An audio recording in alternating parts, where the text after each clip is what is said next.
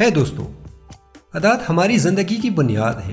وہ چیزیں جو ہم روز کرتے ہیں، چاہے وہ اچھی ہو یا بری، ہمارے رویے، ہمارے تعلقات اور ہماری مجموعی خوشی کو تشکیل دیتے ہیں۔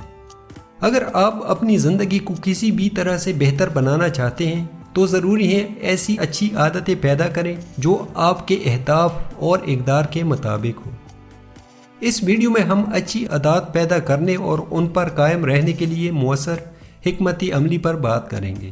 ہیبٹ اسٹیکنگ پر آج کی اس ویڈیو میں خوش آمدید۔ آج ہم جیمز کلیئر کی کتاب ایٹامک ہیبٹس کے ایک اہم کانسیپٹ کے بارے میں بات کرنے جا رہے ہیں، اور یہ کہ یہ آپ کو بہتر عادات بنانے میں کس طرح مدد کر سکتا ہے۔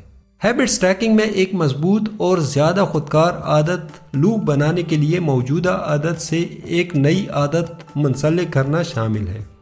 یہ نئی عادات پیدا کرنے اور انہیں قائم رکھنے کے لیے ایک طاقتور حکمت عملی ہے۔ فرض کریں کہ آپ رات سونے سے پہلے ایک کتاب پڑھنے کی عادت شروع کرنا چاہتے ہیں۔ آپ جانتے ہیں کہ پڑھنا ضروری ہے، لیکن اسے مستقل طور پر کرنے کے لیے وقت اور حوصلہ پیدا کرنا مشکل ہے۔ انہی حالات میں ہیبٹ اسٹیکنگ سے آپ کا یہ مسئلہ حل ہو سکتا ہے۔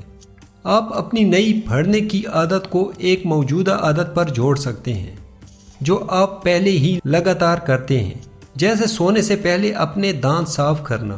لہٰذا آپ کی عادت یہ ہوگی، میں اپنے دانت صاف کرنے کے بعد 15 منٹ تک ایک کتاب پڑھوں گا۔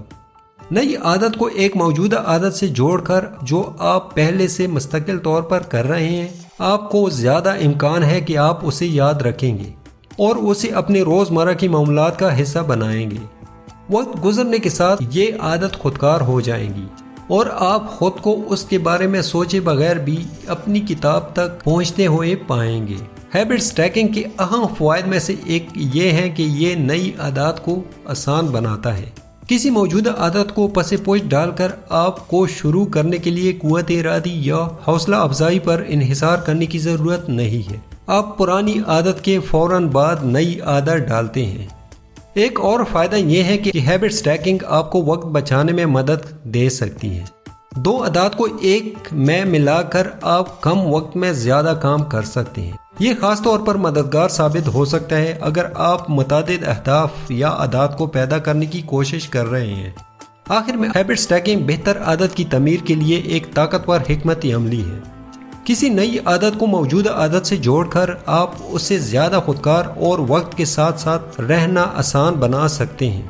لہٰذا اگر آپ کوئی نئی عادت پیدا کرنے کے لیے جدوجہد کر رہے ہیں تو اسے پہلے سے موجود ایک پر اسٹیک کرنے کی کوشش کریں اور دیکھیں کہ یہ آپ کے لیے کیسے کام کرتی ہے۔